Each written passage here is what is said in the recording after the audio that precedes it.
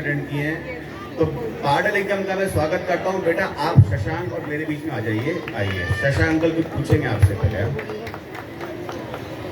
तो आज मैं सबसे पहले ये जानना चाहूँगा कि आपने ये शुरुआत, ये सारी चीज़ें सीखनी कहाँ से शुरू की और किसने आपको ये सारी चीज़ें सिखाना चालू किया? पहले सभी लोगों के लिए नमस्ते। मैं 3rd स्टैंडर्ड से बोल रहा हूँ, तो ये श्लोक सब सीखने के लिए शुरू किया था।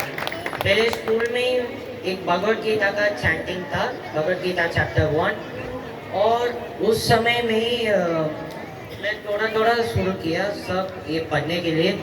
और इस सब के लिए मेरी मम्मी बहुत सहायता की।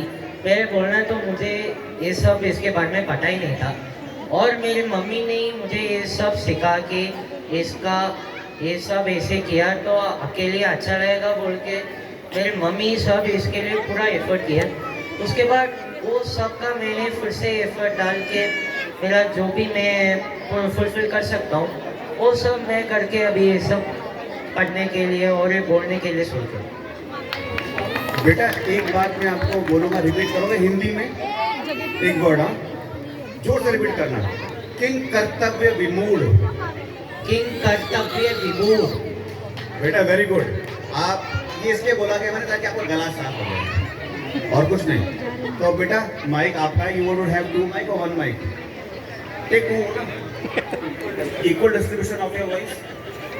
It will be happening and the stage is all yours, you Padagalingam, and please give a big round of applause for this young charismatic guy, please.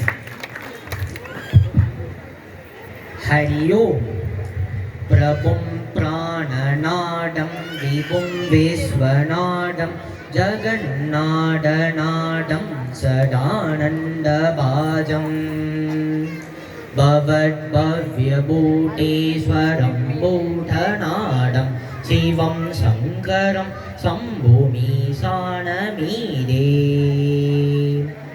गलेरुन्दमालं तनो सर्पजालं महाकालकालं गणेशादिपालं जटाजूटगङ्गोधरङ्गैर्विशिष्यं शिवं शङ्करं शम्भुमीशानमीरे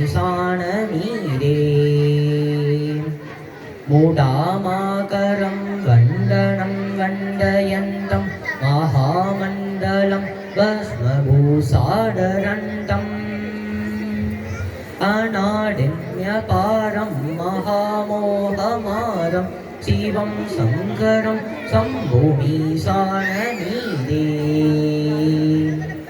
वठाडो निवासं महाताक्तहासं महापावनासं सदा सुप्रकाशम् गिरीशं गणेशं सुरेशं महेशं शिवं शङ्करं शम्भुमीशानमीरे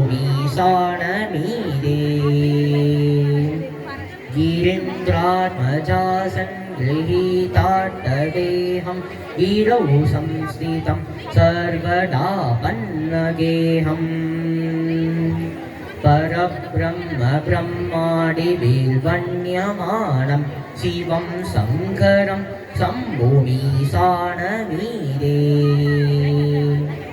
कपालं त्रिशूलं कराभेददानं बडाम्बोजनं रायकामं ददानं बलिवर्धयानं सुरानं प्रदानं शिवं शङ्करं शम्भुमीशानमीरे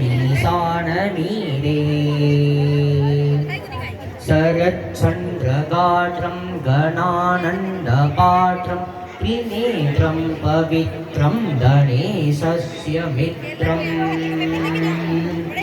अपर्णाकलत्रं सदा सच्चरित्रं शिवं शङ्करं शम्भुमीशानमीरे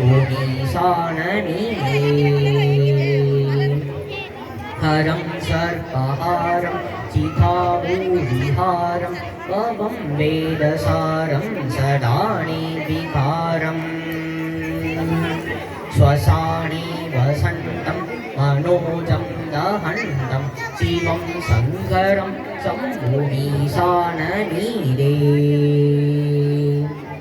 स्वयं यप्रभाते नरशूलपाणि पडे स्तोत्ररत्नं विहप्राप्यरत्नम्